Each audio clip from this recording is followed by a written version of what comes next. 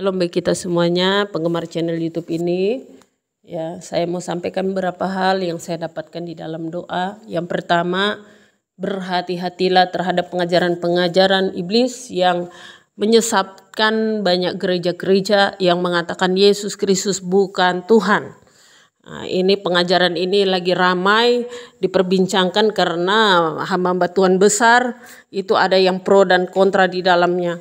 Tetapi kita umat pilihan Tuhan, kita percaya Yesus Kristus tetap Tuhan. Dia tetap Tuhan. Sekalipun manusia tidak mau menyembah, tapi dia tetap Tuhan. Ya.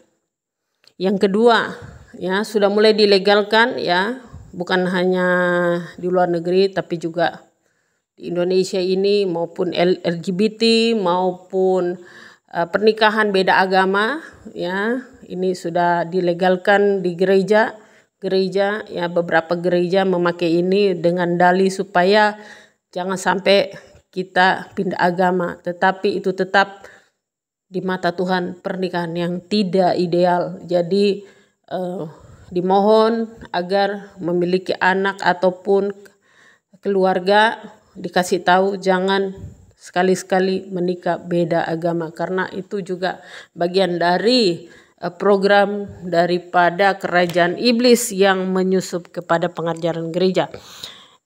Yang ketiga, saya mau katakan bahwa nanti kita akan masuk era baru. Kapan era baru itu? Ketika nanti ada launching uang baru.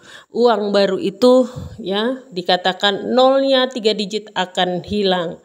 1.000 perak akan menjadi 1 rupiah, 10.000 perak akan menjadi 10 rupiah, 100.000 perak menjadi 100 rupiah, dan seterusnya ya, 3 digitnya akan hilang ya. Jadi kita hanya nunggu launchingnya saja, itu artinya menunggu era baru itu di dalam pemerintahan.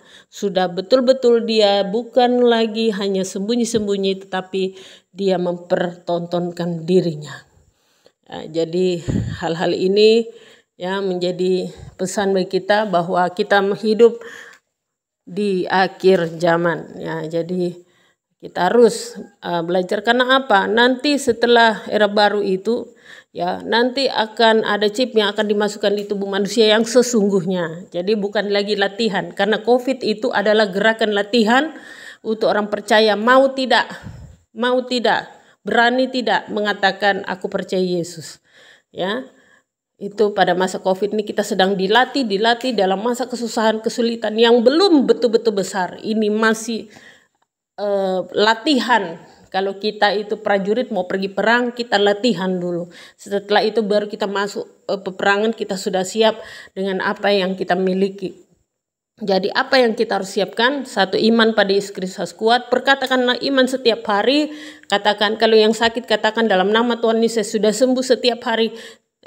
Bagi juga perkatakan iman ya, bagi pekerjaan kita supaya kita diberkati, perkatakan iman terus ya. Perkatakan iman ya, walaupun hati kadang-kadang sakit karena daging ini lemah, tetapi iman itu kuat ya, itu akan menguatkan kita berjalan terus setia mengiring Tuhan. Karena menjadi mempelai Kristus tidak mudah, dia harus menjadi tahap domba yang setia. Setelah itu menjadi mempelai Kristus artinya setia pada pelayanan dan gerejanya yang menyembah Yesus Kristus ya. Jadi kita harus juga menjadi domba yang pintar, domba yang cerdas, bukan domba yang bodoh lagi ya, karena kita sudah banyak dibuka oleh Tuhan. Jadi saya ingatkan bahwa adanya nubuatan-nubuatan akhir zaman ini itu bukan hal yang baru, tetapi itu adalah bagian dari pengenapan daripada firman Tuhan. Ya, jadi kita harus betul-betul baca firman Tuhan, karena nanti suatu hari Alkitab ini akan berganti.